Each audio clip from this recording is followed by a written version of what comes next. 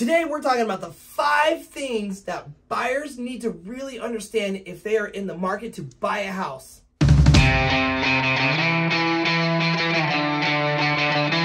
First thing is, understand the market. And the best way to do this is to hire a realtor who specializes in the market, understands the market. And I'm not just saying that because yes, we are realtors. I'm not saying that to go, hey, call us up because we want the business. No. It really is a thing that you need to do is have a realtor who understands the market. And there's really 3 big questions I think you should ask your realtor. Number 1, does your realtor understand the interest rates and what's happening and how that affects the market, right? I mean, yeah, absolutely, because interest rates ultimately affect your monthly payment. Yeah, and so if you're in the market shopping and you have, well, your lender may approve you and you may be looking, hey, we can get approved for this much of a house. You may not want that much of a house because what you want your monthly payments to be. And so the interest rates are directly going to affect that. And are they going down or are they going up? What is the trend doing to the current market and how listings are being affected by that? Because that affects you as a buyer as well. Absolutely, and you've got to have a real estate agent who understands the areas, because if you told me that you wanted to move in a couple pretty awesome HOAs in the DFW, I would have to tell you right now that your HOA payment can be over $5,000 a year. Just to get in those HOAs. So again, looking at houses and, oh, I can afford that price, I can afford the monthly payment, and then to be shocked by the HOA payment, that comes back to a real estate agent understanding where you're looking and what you're looking for. What do you think about like days on market? Should a realtor understand the days on market? Why is that important? I really do think that. I think us understanding days on market, how long it's taken to sell a house affects buyers, but in reality, what way does it affect buyers? Yeah, so, and the crazy thing about how the days on market affects you is it changes every single week, which is why we do our seller and buyer updates on Mondays and on Fridays, because just given a couple of days, the real estate market is very fluid. Right. So it's a property is worth what somebody is willing to sell it for and what somebody is willing to pay for it. So when you get somebody lists the property, we just listed a property, listed it at $350, we got 20 offers, went way over list price. So when that property closes, now that whole entire street is going to be affected by that home sale, right? So if your real estate agent understands that the days on market are creeping up, then you may need to know, I mean, that probably you can get a little bit of a better deal on that house if it's been sitting on the market. We may be shifting to a buyer's market. We may be sticking with the seller's market. But again, if your agent can't answer those questions, how many days are on the market in the county you're looking at? What's the interest rate? Then you may need to interview somebody else. Actually, and going back to the days on market and really understanding that, as a buyer, how does that affect you? Well, we know if a house sits on the market above the average days on market, as buyers, what they usually say, right? They say, what's wrong with this house? Why has it been on the market so long? And usually what we see is the price is too high or the condition's bad. Usually one of those 2 things, right? And so if the house is just on the market and you're a buyer going, man, I want to go get a deal, and the days on market are just on the market, then your realtor understanding, hey, this just went on the market. Let me see what's happening in the neighborhood. And going back to your example, we put a house on the market, price at $350. We had 200 offers within the first 20. Yeah, 20 would be great too, but 20. Right. Within the first 2 days, we had 20 offers on it, right? Yeah. So if your agent understands, hey, this house already got 20 offers, it's gonna go above that. And you as a buyer are like, we gotta have this house, then your agent is gonna know you need to at least come in at asking price or above, because that's what's happening right here. Yeah. Not all houses are doing that right now, but understanding the average days of market and what that is telling you, what that data is telling your agent and telling you to translate that to you as a buyer to help you better get the house you really want, right? Yep, absolutely. And I think it's interesting if you look at some of the people who've won, if we switch to kind of our listing agent hats, because we list a lot of properties as well, a lot of people that win houses, win our offers, are agents that understand the market. We can tell immediately when we open up that email, 100%. We can tell if this agent understands what's going on just by the way they structure it. If they're asking for a home warranty, can any buyer get a home warranty? Absolutely. Yeah. Sure. But should the seller pay for it? Well, it depends. How competitive is that house? Our house with the 20 offers? Yeah, I mean, we had some offers that were asking us to pay for the warranty. Yep. Some of them were like, hey, pick my offer. I won't even ask for the warranty. So again, it's understanding that, understanding how competitive you need to be. Pet peeve. when we list houses, like those 20 offers we got on that listing, at least half of them, all they did was type up the offer, attach the email, and send us an email that said, see attached offer. You know what that means, me as a listing agent? Now I have 20 offers. I have to now go through your attachment. I have to now dig and read the entire thing and go search through all the details, pull them out.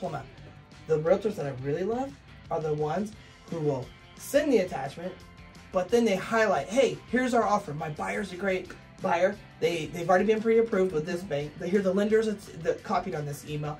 And then here is highlights of the offer. We're offering this much money. We're asking for a home warranty, or we're not asking for it. We're asking for closing costs. We're not asking for closing costs. And they highlight it. Then I can just skim through and go, boom, that's great.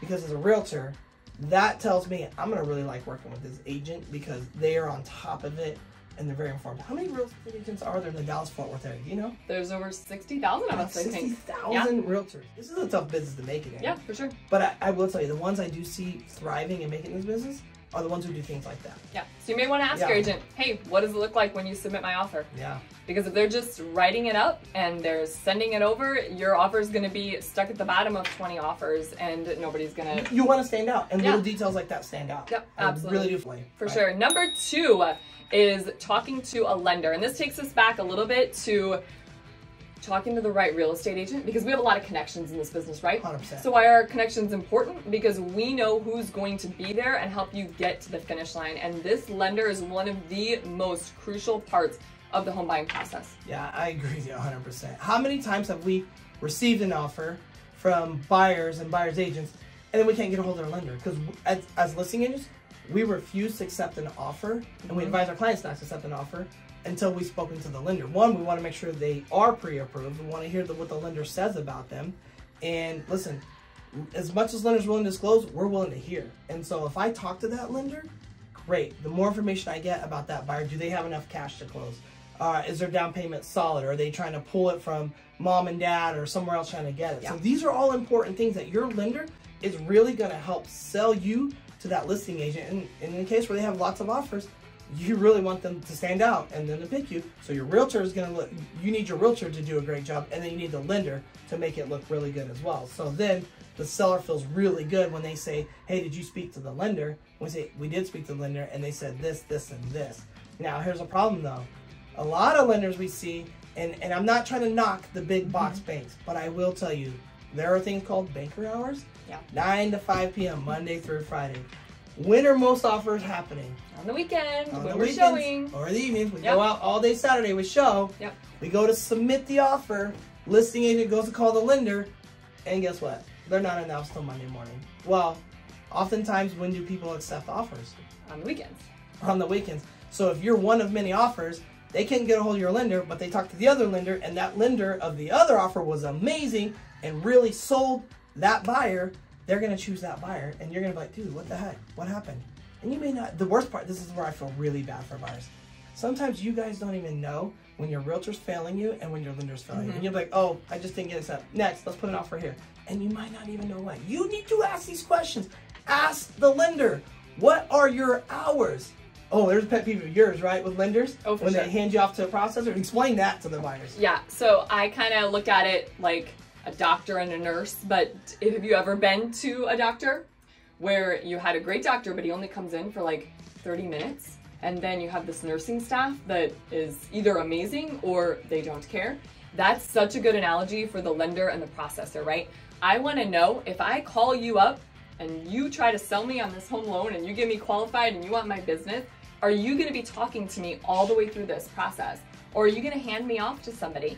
And if you're going to hand me off to somebody, because maybe that's just the way your company works, I'd like to speak to the processor then. Right. Because I want to know who's going to be talking to me and helping me get through this process. Yeah. Because we have seen it all too often that lenders say, oh yeah, you're approved. You get a loan, you get a loan, you get a loan, right? Yeah, everybody gets a loan.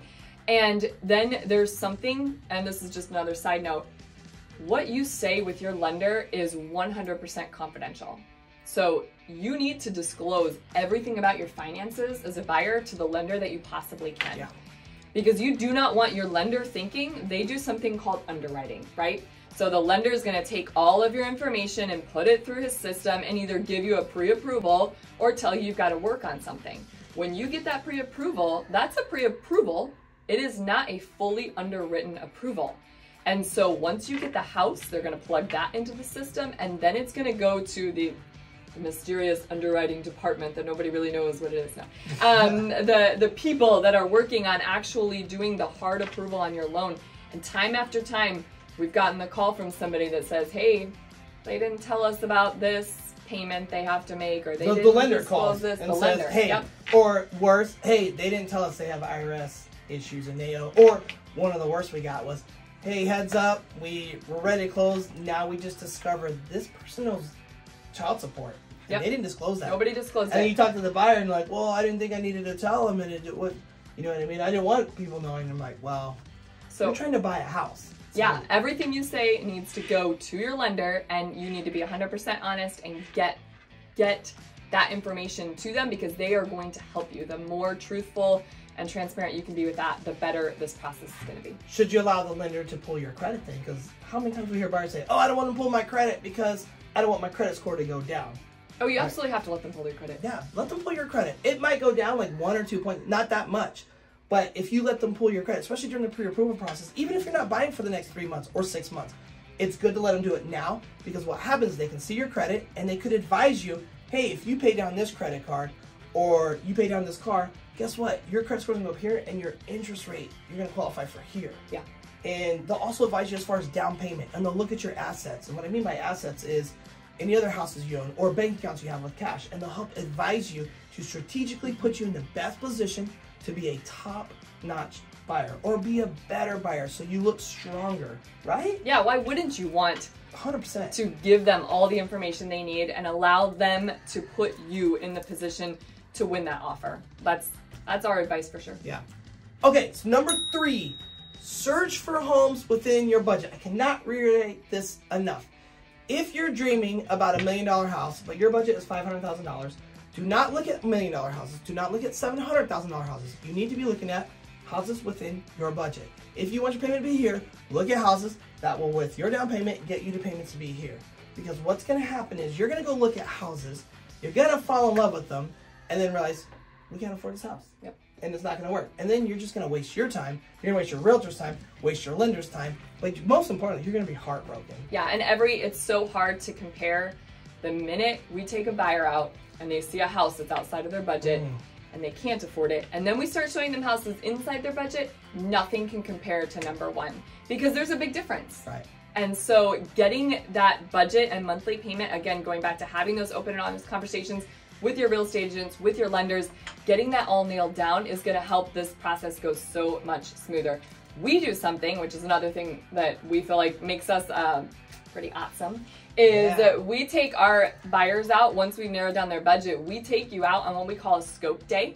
And so we allow you to see properties in different areas that are all within your budget, but we just kind of take the pressure off and we just go show you some houses. Right. And that's really helped our buyers to kind of ease into this process, because it's emotional. There's a lot of pressure. You're trying to make this decision with one of the biggest financial decisions you'll ever make. Yeah. Right? Yeah, and going along with this too, while you're looking for a house within your budget, guys, please understand, you need to make decisions and understand this, because interest rates change. The minute interest rates go up, your budget just went down. So all those houses you were looking at that were in your budget, you took too long, or you said, you know, I'm gonna wait for the market to crash. We keep hearing that. Guys, the trends are not showing a crash in the market.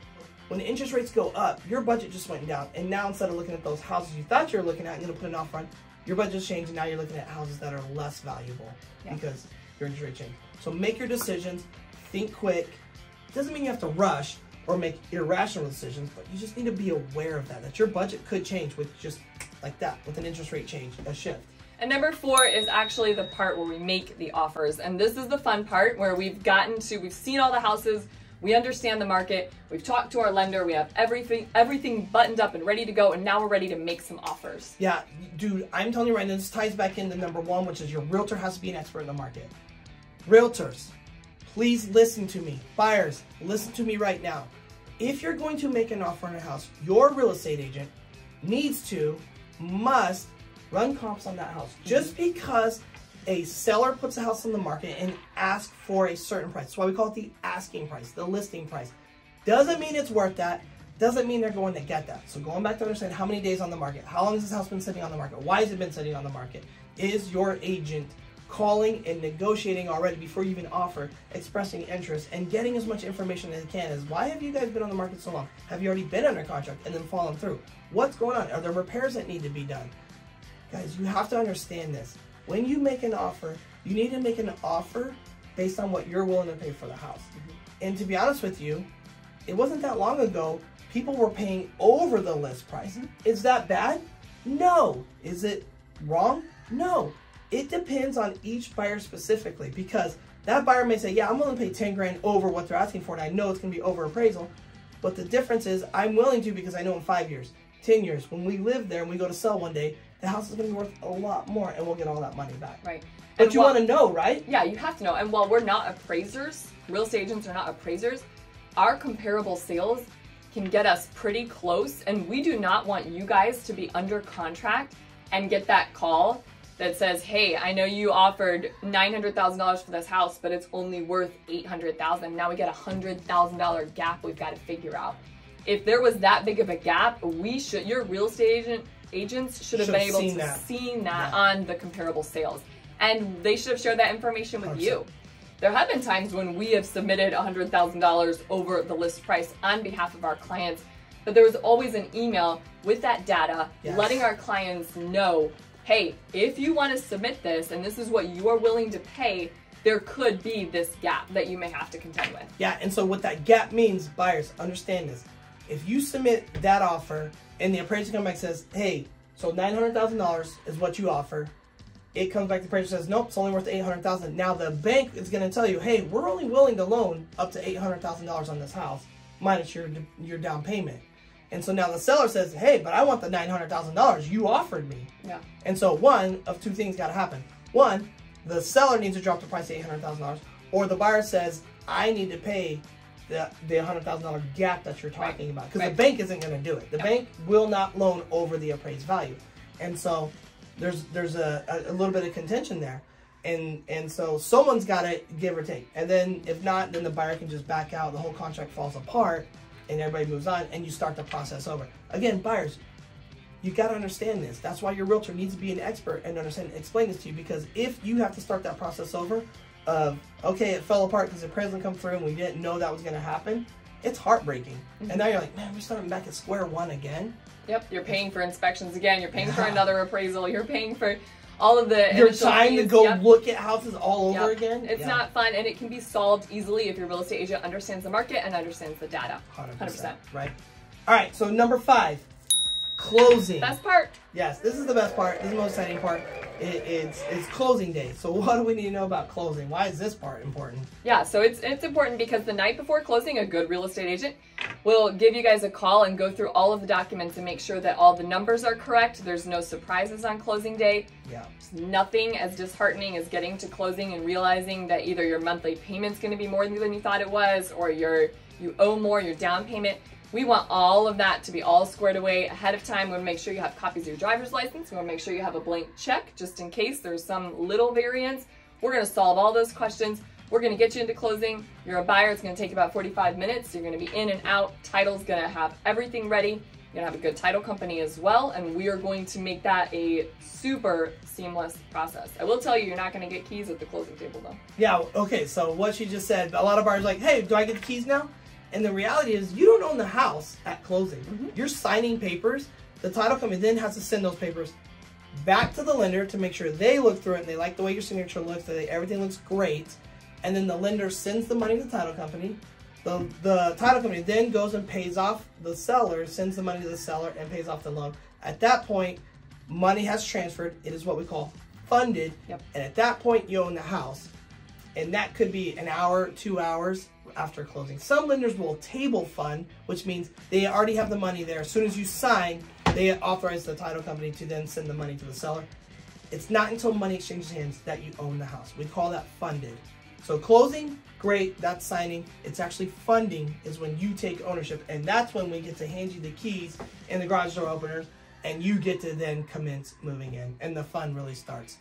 And if you follow those steps, you have a good real estate agent, you have a good lender, you make wise decisions based on data, this is going to 100% go smoothly. You're going to get to the closing table, and it's a really, really fun process. We love walking buyers through this process. Yeah, nothing's more fun than moving into your house that you worked for, that you now own, and that you get to decide what you want to do with. But again, these 5 steps are so critical to helping you have a good, smooth transaction when you're buying a house.